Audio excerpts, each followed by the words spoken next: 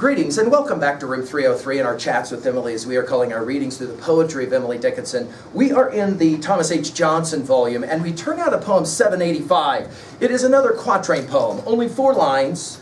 They have a little odor, that to me. We've often said about these short poems that we will quote 1063, ashes denote that fire was. Just because these poems are short doesn't mean that there's not all kinds of powerful stuff standing or hiding behind them. Now, when this poem was published, it's another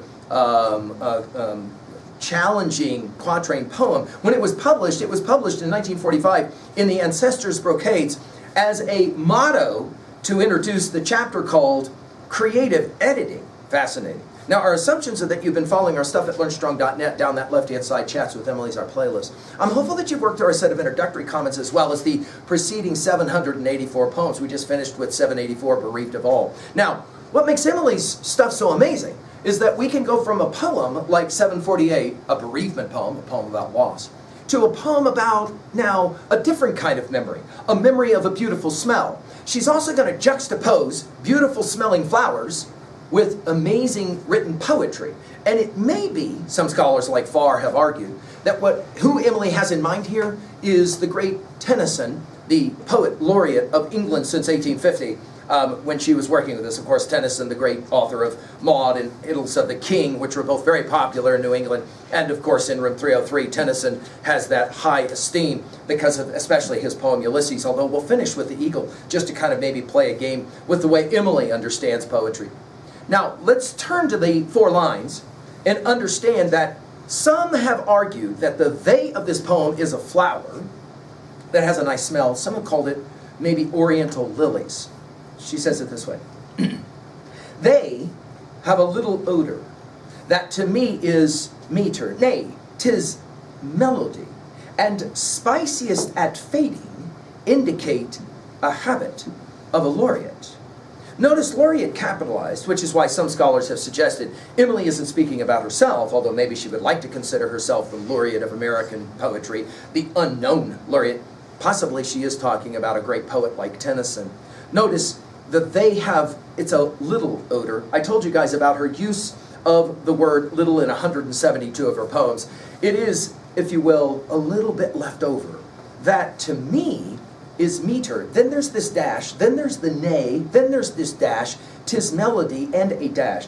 We called our series Chats with Emily for a number of reasons. One is, for example, something like this, where it's almost like she's talking to you and she says, you know, have you ever had the situation where you smell just a little bit of an odor of a really nice smelling flower and then it kind of goes away? She says, you know, it's kind of like a melody, right?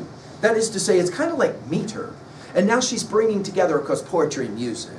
We've seen her do this in a number of earlier poems. And she says, actually the smell becomes even more spiciest at fading.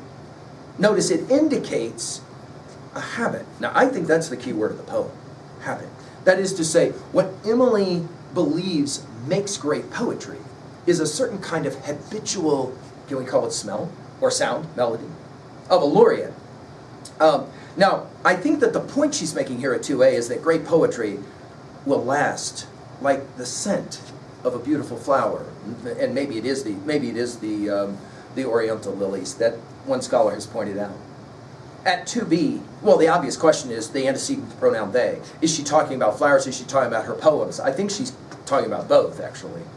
At 3A, well, I mentioned Tennyson. Of course, Ulysses immediately comes to mind as one of the great texts that we reverence when you hit learnstrong.net. Come, my friends, 'tis not too late to seek a newer world. Push off and sitting well in order, smite the sounding furrows. For my purpose holds to sail beyond the sunset, the baths of all the western stars until I die.